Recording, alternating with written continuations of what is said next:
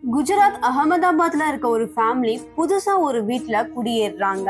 கொஞ்ச நாள் அங்க நிம்மதியா நாள கழிச்சவங்களுக்கு திடீர்னு ஒரு நாள் நைட்டு அந்த வீட்டுக்குள்ள இருந்து ஒரு பொண்ணோட அலறல் சத்தம் கேக்குது.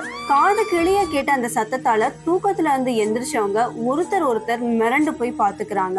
தென் அங்க இருந்து ஒரு இன்ச் கூட நகராம போர்வையை இழுத்து போத்திட்டு கண்ணையும் காதையும் இருக்க முடிக்கிறாங்க.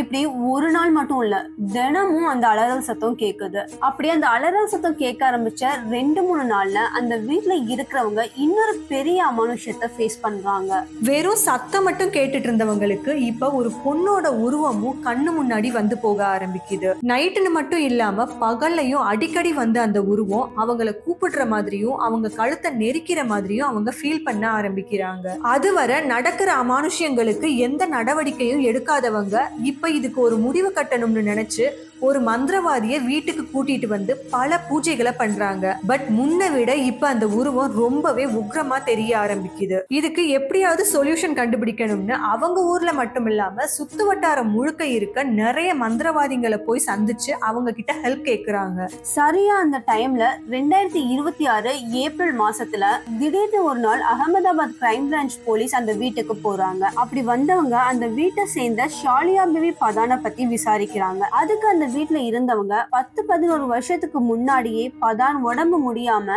இறந்து போயிட்டதா சொல்றாங்க. அடுத்ததா இவங்க வீடு மாத்துனதுக்கான காரணத்தையும் கேக்குறாங்க. பிகாஸ் இவங்க 1 இல்ல 2 இல்ல கடந்த 5-6 வருஷத்துல பல வீடுகளை மாத்திருக்காங்க. இத்தனைக்கும் இவங்களுக்கு ஒரு சொந்த வீடும் இருக்கு. சோ சொந்த வீட்டுல தங்காம எதுக்காக அடிக்கடி நிறைய வீடுகளை மாத்துறீங்கன்னு போலீஸ் கேக்குறாங்க. அப்பதான் அவங்க நடந்த உண்மைகளை சொல்ல ஆரம்பிக்கிறாங்க. ஆக்சுவலி இவங்களுக்கு இந்த வீட்டுல மட்டும் இல்ல, இவங்க போற எல்லா வீட்லயுமே பொண்ணோட உருவம் தெரிகிறது, அதோட அலறல் சத்தம் கேட்கறதுன்னு எல்லா அமானுஷ்யங்களுமே நடந்துட்டு இருந்திருக்கு. கிட்டத்தட்ட 10-15 வருஷமா தொடர்ந்துட்டு இருந்த இந்த அமானுஷ்யத்தாலதான் இவங்களோட சொந்த வீட்டையும் விட்டுட்டு தொடர்ந்து பல வீடுகளை மாத்தினதா போலீஸ் கிட்ட சொல்றாங்க. அது மட்டும் இல்லாம இவங்களோட சொந்த வீடு பல வருஷங்களா ஆட்களே இல்லாம பாழடைஞ்சு போய் கிடக்கு. அக்கம் பக்கத்துல இருக்கிறவங்க கூட அந்த வீட்டுல பேய் இருக்கிறதாவும் அத பூத் பங்களான்னு சொல்றாங்க.